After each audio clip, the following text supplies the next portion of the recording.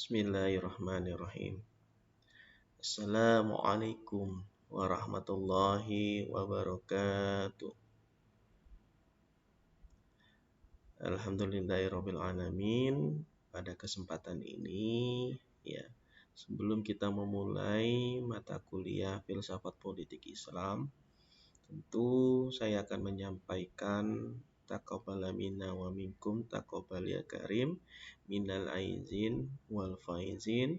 Mohon maaf lahir dan batin. Ya, pada kesempatan ini juga, ya, saya memohon maaf kepada kawan-kawan semua bahwasanya, ya, pada kesempatan hari ini, ya, saya tidak bisa membersamai kawan-kawan semua karena beberapa agenda Bapak yang lumayan padat, diantaranya pelaksanaan kegiatan workshop, ya, dan persiapan konferensi internasional terkait dengan moderasi beragama. Ya, pada kesempatan ini juga, ya, kita akan membahas tentang pemikiran politik Said Qutb, ya, bagaimana berkaitan dengan supranasionalis pada pemikiran Said Qutb. Maka sebelum memulai perkuliahan kita, ya, hendaknya, ya, melafaz basmalah. Bismillahirrahmanirrahim. Perlu kita ketahui adik-adik, ya, sebelum masuk pemikiran tentang ketokohan, saya akan flashback terlebih dahulu pada kesempatan kali ini. Kita lihat, ya, adik-adik, hubungan antara, ya, agama Islam dan politik, ya. Ini tentu tidak akan pernah usang dalam pembahasan kekinian, ya. Sejak ada dilahirkan atau lahirnya agama, ya, setelah wafatnya Rasulullah SAW, ya, agama Islam sendiri, ya, terus bersentuhan dengan masalah-masalah politik, ya, berikut, ya, pada persoalan perang sifil, ya, dalam proses tahkim. Bahkan, ya, dalam substansi perspektif pandangan lain, ya, agama seharusnya dipisahkan dari politik, ya, yakni urusan manusia. Agama kan ini urusan manusia yang dianggap yang profan, ya, tak dapat juga menyangkal tentang kenyataan dalam kehidupan politik tentunya. Dalam buku-buku historiografi Islam tentu, ya, sejak, ya, paling manusia di awal dalam peristiwa politik tentu, ya, kita melihat, ya, tentu memahami tentang intrik dalam perebutan kekuasaan, ya, tentu juga melibatkan peperangan, ya, tadi apa yang Bapak sampaikan dalam perang sifil. Ya, dalam risalah Khalifah Ali bin Abi Thalib tentu, ya, menunjuk Malik Astasyar untuk menjadi gubernur Mesir, yang mana secara mengejutkan, yang merinci hubungan antara penguasa dan warga negaranya, bahkan disebut dalam risalah politik tertua, ya, dalam Islam. Tentu sentral persoalan politik dalam sejarah pemikiran Islam dapat dikatakan bahwasanya hampir seluruh pemikir Islam, tak terkecuali para filosof kajian filsafat politik Islam, selalu mengalokasikan bagian-bagian penting dalam penulisan pemikiran sejarah politik Islam tentu. Tidak lepas, ya, dari pemikir politik Islam lainnya seperti Al-Mawardi, Al-Farabi, ya, dan lain sebagainya. Kalau kita menelisik, ya, flashback, ya, adik-adik, sejarah pemikiran politik Islam, core to core-nya, ya, dalam beberapa perdebatan, ya, hanya berkisar pada apakah keniscayaan menegakkan pemerintahan, ya, itu merupakan suatu unsur kewajiban, ya, ataukah suatu kebutuhan yang bersifat rasional. Nah, ini adalah secara epistemologinya, ya, bagaimana perdebatan ataupun perbincangan mengenai tentang apakah Islam ini menjadi sebuah ideologi yang mengantarkan ya jalan untuk membentuk suatu pemerintahan, ataukah ada dalam risalah ya di dalam ajaran agama Islam sebagai penguat ataupun sebagai fondasi dasar dalam membentuk negara Islam ataupun bukan ataupun tidak. Kalau kita melihat ya kelompok seperti Khawarij ya dan Mu'tazilah, tentu mereka memiliki alasan yang berbeda ya adik-adik. Ya tentu kalau dalam bingkai Khawarij tentu menjadi sebuah kewajiban keagamaan ya, la ilaha illallah artinya. Di sisi lain ya ada juga alasan yang berbeda ya, tentu berkaitan dengan pemikiran yang lebih ortodoks seperti Al-Mawardi, Imam Al-Ghazali, Ibnu Taimiyah dan lain sebagainya. Ini bukan merupakan suatu kewajiban keagamaan ya. Jadi ini merupakan sebuah konsensus ya, perjanjian kalau dalam membentuk pemerintahan. Jadi menurut Al-Mawardi, menurut Imam Al-Ghazali, menurut Ibnu Taimiyah, ini merupakan suatu kebutuhan yang bersifat rasional. Nah, jadi perlu difikirkan kembali bahwasanya hal ini sangat penting ya adik-adik, mengingat kita menentukan cara pandang atas sifat yang sakral, yang bersifat profan tadi dalam hal imamah atau kepemimpinan dengan tata cara pengelolaan suatu negara dan pemerintahan tentu. Karena apa? Di sisi lain ya politik itu sendiri berbicara ya antara bekerja sama demi meraih tujuan sejatinya esensial dari politik itu. Maka di dalamnya manusia perlu mengorganisasikan diri dalam sebuah organisasi besar yakni negara. Ya, tentu ya di dalam negara ya ada masyarakat dan para penduduk untuk mencapai tujuan tersebut. Maka kalau kita menelisik adik-adik, ada yang sebuah doktrin mengatakan yang menegakkan pemerintahan merupakan kewajiban syariat yang melihat kerjasama manusia dalam bentuk negara ini bersifat niscaya. Karenanya dua hal. Kalau kita mau menelisik ya orang-orang yang berpaham ya membentuk pemerintahan sesuai dengan kewajiban syar'i. Pertama, ya karena sebagai makhluk sosial, ya tentu manusia perlu ya bekerja sama dan saling mendukung dan menjalani kehidupan ya yang baik sesuai dengan syariah tentu. Jika tidak ada ya komunikasi saling dukung ini, ya maka tidak akan tercipta suasana kondusif ya sebagaimana mestinya ya masyarakat pun akan terhalang dalam mencapai tujuan hidup yang terbaik. Yang kedua, reasonnya, alasannya banyak di antara aturan-aturan syariah seperti zakat, ya jihad dan lain sebagainya tentu melibatkan kegiatan yang bersifat kolektif.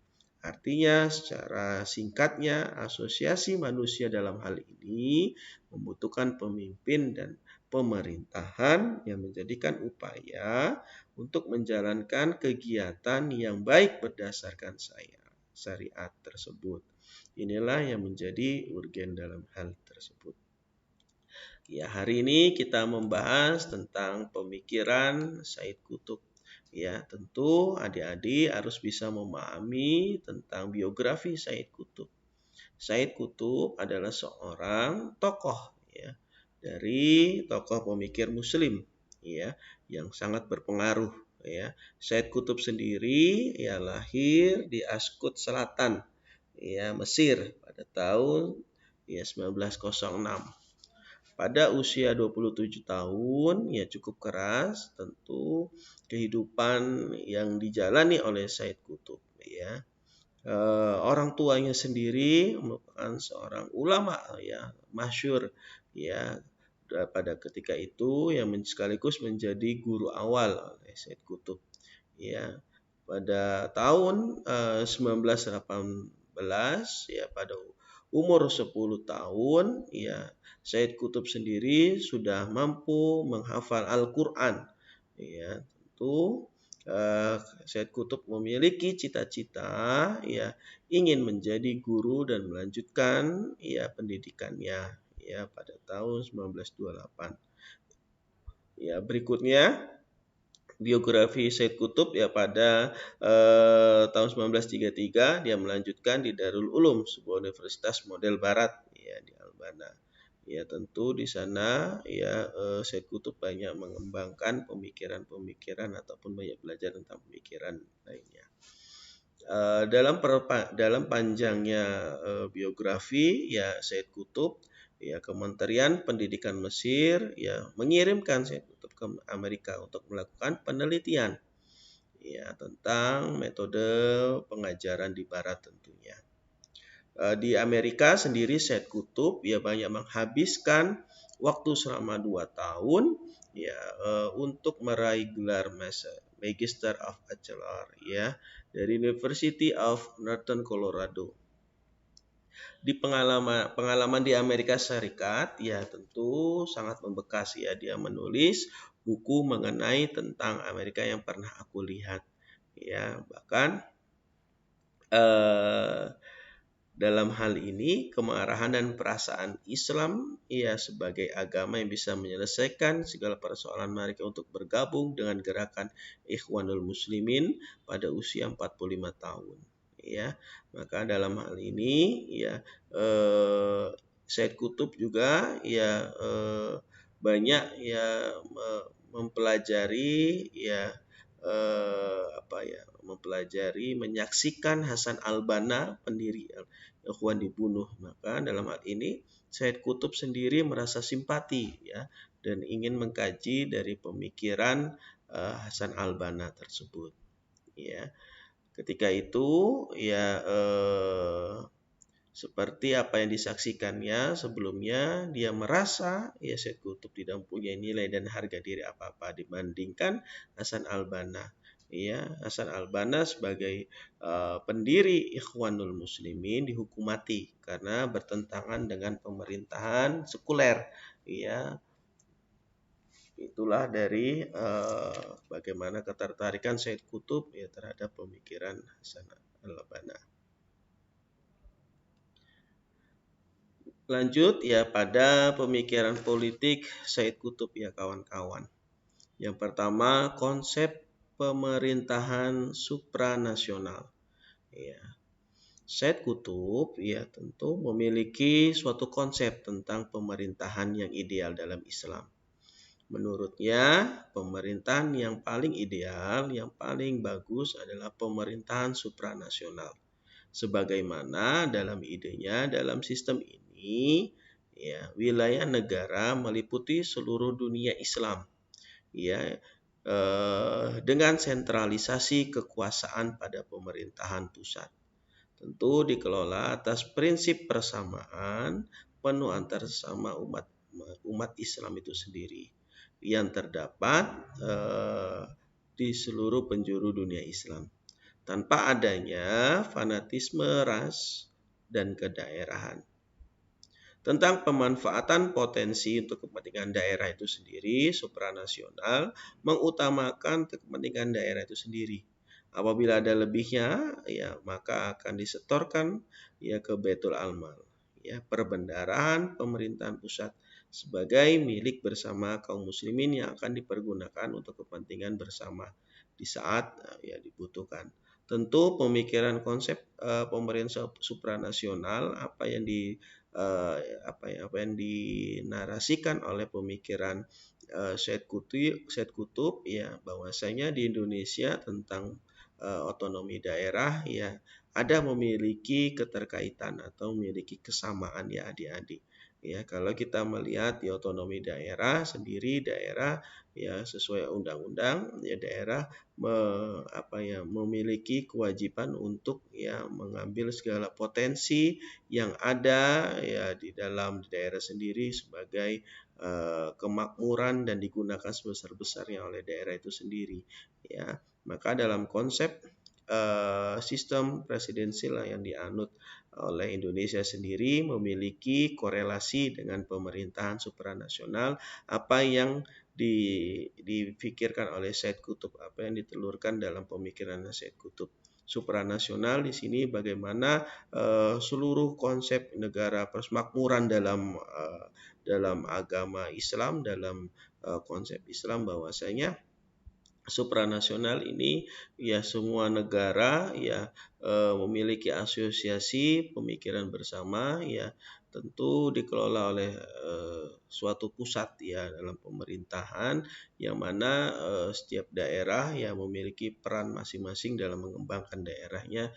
Tentu dalam pengelolaannya apabila ada kelebihan ya dalam pengelolaan tersebut akan dikembalikan ke Baitul Almal ya. Inilah yang dicita-citakan dalam supranasionalnya Said Qutb. Yang kedua, pemikiran politiknya persamaan hak antara pemeluk berbagai agama. Ya, dalam hal agama, negara Islam menjamin secara penuh hak-hak orang zimmi atau kaum musyrikin yang terkait perjanjian damai dengan kaum muslimin. Ya, hak-hak mereka akan betul ditegakkan atas dasar kemanusiaan tanpa membedakan pemeluk agama yang satu dengan yang lain. Apabila sampai pada persoalan kebutuhan manusia pada umumnya, dan negara Islam juga akan memberikan jaminan persamaan yang mutlak dan sempurna kepada masyarakat yang memiliki tujuan apa? Merealisasikan kesatuan kemanusiaan dalam peribadahan dan sistem kemasyarakatan. Tentu ya kita melihat ya apa yang ditelurkan dalam konsep pemikiran Said Qutb ya ini ternyata sesuai ya adik-adik dengan pemikiran apa yang ada di Indonesia. Ya, karena ya di Indonesia melalui pasal Undang-Undang Nomor 29 Ayat 2, negara menjamin ya setiap manusia, setiap warga negara berkeyakinan sesuai dengan keyakinan yang terdalam ya dan menjalankan ibadah sesuai dengan agama masing-masing. Ya, ini sesuai amanat undang-undang. Ya, jadi apa yang difikirkan oleh pemikiran Said Qutb sejatinya ya terinspirasi dari ya Piagam Madinah ya apa yang dicontohkan oleh Rasul bagaimana mengangkat atau mempersamakan hak dan kewajiban kaum minoritas ketika itu ya meskipun ya secara notabene ketika itu umat Islam ya yang memimpin tentu tetap memikirkan tentang hak-hak minoritas ya kaum minoritas di bawahnya. Ada 3 asas politik pemerintahan Islam Said Qutb ya. Harus memiliki yang pertama keadilan penguasa tentu ya keadilan ini mutlak ya harus diterapkan dalam pemerintahan Islam. Maka sesungguhnya harus berlaku adil. Landasan hukumnya adalah dalam Quran ya ini yang artinya sesungguhnya Allah memerintah kamu untuk berlaku adil ya. Tentu dalam hal ini ya seorang penguasa ya mampu mengeluarkan keputusan atau kebijakan ya adik-adik yang tidak terpengaruh terhadap suatu kepentingan atau keuntungan sesaat ya. Maka dalam hal ini suatu keadilan ya tidak terpengaruh oleh sebab apapun juga. Setiap individu harus mampu menikmati ya kejadian yang sama, tidak ada diskriminasi antara mereka. Ya, baik di dalam agama Islam maupun non muslim itu sendiri. Ataupun tidak ada permusuhan dan kebencian yang ada di antara mereka. Maka mutlak ya keadilan penguasa harus ditegakkan. Yang kedua, ya ketaatan rakyat. Ya, ati Allah wa ati Rasul wa ulil amri minkum. Ya, maka dalam ketaatan ini ya rakyat ya sebagai ataupun ketaatan kepada pemegang kekuasaan merupakan kelanjutan ketaatan apa yang diperintahkan oleh Allah ya dalam agama sama aja mentaati pemerintah sama aja mentaati Allah ya sebagaimana ya mereka dengan catatan ya pemerintah ataupun pemimpin menjalankan ya kehidupan bernegara kesesuaian dengan aturan-aturan perundangan ya dalam hal ini sesuai dengan keyakinan agama Islam tentu. Tentu dalam prinsip-prinsip Islam ya kita harus tunduk dan taat kepada penguasa tersebut. Yang ketiga, ya asas-asas pemerintahan politik Islam menurut Said Qutb, musyawarah antara penguasa dan rakyat. Ya, musyawarah ini yang merupakan salah satu prinsip ya adik-adik semua. Sedangkan teknis pelaksanaannya ya tidak ditetapkan. Musyawarah ya yang mana dalam hal ini merupakan suatu sistem ya lembaga tertinggi yang telah ditetapkan oleh Islam. Tujuannya apa? Ya agar penguasa mengetahui ya apakah keputusan dan kebijakan yang telah diambil benar-benar sesuai dengan kondisi yang dapat diterima oleh masyarakat secara keseluruhan, bukan untuk kepentingan ya individu dan kepentingan kelompoknya saja. Ya. Yang keempat, bentuk keadilan sosial dalam Islam. Ya, dalam bukunya Said Qutb Al-Adalah Al-Ijtimiyah ya fi al-Islam, keadilan sosial dalam Islam, Said Qutb tidak menafsirkan Islam sebagai sistem moralitas yang usang, ya. Tapi ya Islam justru menjadi ya modal sosial dan politik yang konkret di dunia muslim. Tentu ya Said Qutb melawan Ali Abdul Razik dan Taha Hussein yang menyatakan bahwasanya Islam dan politik itu tidak berkesesuaian. Said Qutb sendiri menyatakan tidak ada alasan ya yang tidak berkesesuaian ya untuk memisahkan antara Islam dengan perwujudan masyarakat dan politik. Kalau hal ini kita lihat sangat susah bagi kita untuk memahami apa keadilan sosial. Sebelum kita memahami konsep secara menyeluruh, secara komprehensif tentang Islam, terkait dengan alam, terkait dengan kehidupan dan manusia. Yang mana Islam sendiri tidak akan memisahkan segala elemen dalam kehidupan ini. Tidak juga menghadapi ya persoalan-persoalan, masalah-masalah yang terpisah satu dengan yang lainnya. Yang notabene Islam memiliki ya menyeluruh tentang alam kehidupan dan manusia. Tentu ya Islam dalam hal integralnya memiliki hubungan antara Tuhan dengan makhluk lainnya.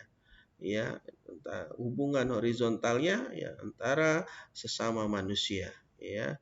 Maka dalam hal ini ya, antara individu dengan individu, individu dengan masyarakat, individu dengan masyarakat, ya, bentuk hubungan inilah yang disebut Said Qutb tentang konsep Islam dalam politik. Islam merupakan agama satu kesatuan antara ibadah dan muamalah, akidah dan perbuatan, antara material dan spiritual, antara moral dan nilai-nilai akidah, dunia dan akhirat, antara bumi dan langit. Dari kesatuan besar inilah ya lahirlah kesatuan dan ketetapan serta arah dan batasan dalam konsep politik. Maka pandangan Islam sendiri, kehidupan adalah saling tolong-menolong dan saling membantu. Yang mana tidak ada pertentangan, permusuhan di dalamnya. Ya, realisasi individu, ya. Maka dalam hal ini Islam keadilan tidak harus tanpa ada perbedaan. Keadilan mutlak harus bisa membutuhkan perbedaan kesempatan yang merasa meluas dalam kehidupan itu sendiri. Itulah ya dalam pemikiran Said Qutb ya dan pemikirannya konsep ada juga politik pemerintahan dalam Islam. Nanti silakan ya kalian baca. Itu saja yang dapat Bapak sampaikan. Ya lebih dan kurang saya mohon maaf. Wassalamualaikum warahmatullahi wabarakatuh.